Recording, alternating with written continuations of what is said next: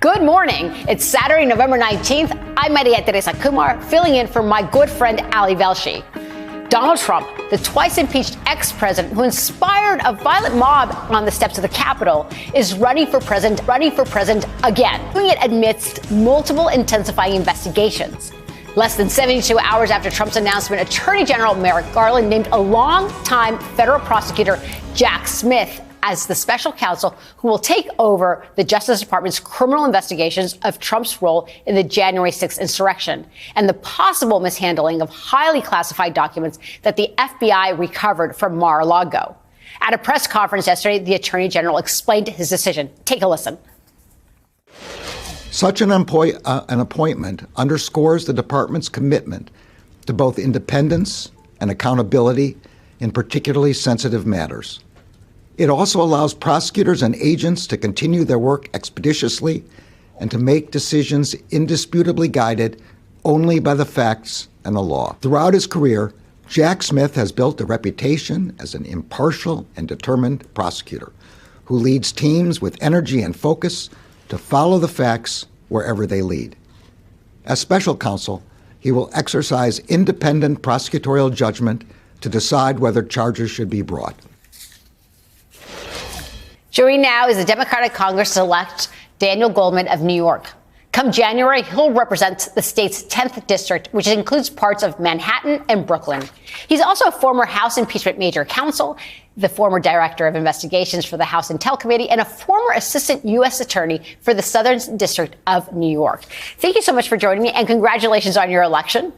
Now, I want to talk to you a little about the timing of the Attorney General's appointment of a special counsel and Trump's announcement of a presidential run, which means that there will probably be a topic that we're going to be talking about for a long time. And was it because of the presidential run that made sure that Merrick Garland went ahead and did the special counsel? And the timing of it, I think, is a little, strange because it seems that it's going to just elongate this investigation. What do you make of this? Yeah, look, it's very frustrating in some ways that Donald Trump could make his announcement obviously very early and that would essentially create enough of a conflict or an appearance of a conflict of interest that the Attorney General felt like he had to appoint a special counsel. These investigations have been going on for months, even over a year for the January 6th investigation, and there was no special counsel.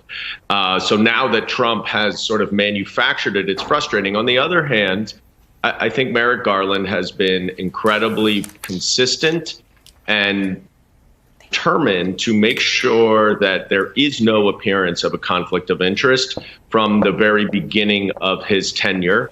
I don't think this will actually have a significant impact on the investigations. They will include the same line prosecutors who are investigating it now. It'll just be under the oversight of Jack Smith, a very reputable, longtime prosecutor. And so, I think this is much more just to diffuse any potential allegation of politicization, and it won't have a dramatic impact on the investigations. So one of the things I want to ask you is that last Sunday you tweeted out, "I ran for Congress on a platform of protecting our democracy and reforming the electoral count. It's a critical piece of that platform. We must pass these reforms as soon as possible to prevent would-be authoritarians like Trump from overturning the will of the voters." With a divided Congress set to take over in the new year, what's your hope of electoral reform? And what other pieces of legislation can be passed to modernize our election systems to protect from, again, extremism? Well, the first priority has to be to pass an Electoral Count Reform Act in this lame duck period. There is a bipartisan group of senators that supports it, and I'm very hopeful that they can get it over the finish line before I join in January. But a lot of this is going to be calling out the authoritarian aspects of Donald Trump and the House Republicans, many of whom he still controls, and to point out and point up the importance of our democracy, of our rule of law, and how Donald Trump continues to subvert it. The notion that he is not going to partake in the special counsel's investigation is farcical because no one cares whether he's partaking in it or not. Potential defendants don't get to decide whether they're charged or not by prosecutors. So we're going to hear the same kind of bogus rhetoric that we've heard from Donald Trump for the last 7 years about a political witch hunt and this and that. And it's all white noise at this point. And so the Department of Justice and the special counsel needs to proceed with their investigation. And those of us in Congress are going to have to do everything that we can to safeguard our elections, to make sure that everybody gets access to the ballot, that we're reducing gerrymandering, and that the principle of one person, one vote continues to guide our constitutional right to vote.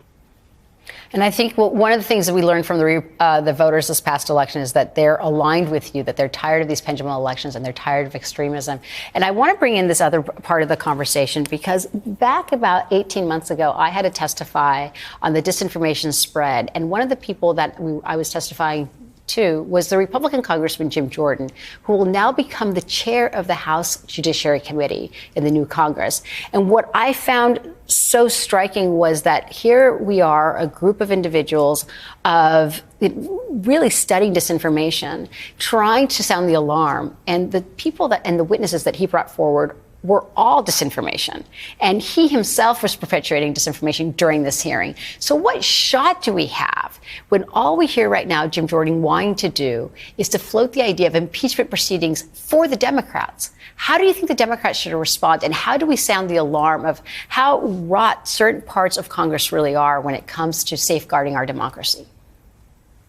Well, Maria Teresa, I have very personal experience taking on Jim Jordan and his perpetuation of disinformation, which occurred during the first impeachment about Burisma, about Ukraine, about this server. And Jim Jordan and other Republican members of Congress were perpetuating this disinformation as their defense of Donald Trump. It is a significant and serious problem. And it's also a problem when they start talking about impeaching either Secretary Mayorkas or even Joe Biden because they disagree with their policies. Let's be very clear. Impeachment requires some sort of constitutional crime, a violation of the Constitution, which could also just be a regular common law crime. But it is not meant to remove anyone because you disagree with their policies. And so one of the things that I will be pointing out very consistently is that this is Jim Jordan and the House Republicans' overreach to try to remove improperly and in an abuse of their own power somebody whose policies they just simply disagree with. That's not the point of impeachment. And I think the American people will see right through that. So Representative-elect Daniel Goldman, thank goodness that you are there to sound the alarm, but who also you understand the mechanisms to protect our democracy. Thank you for joining and congratulations again. Thank you so much.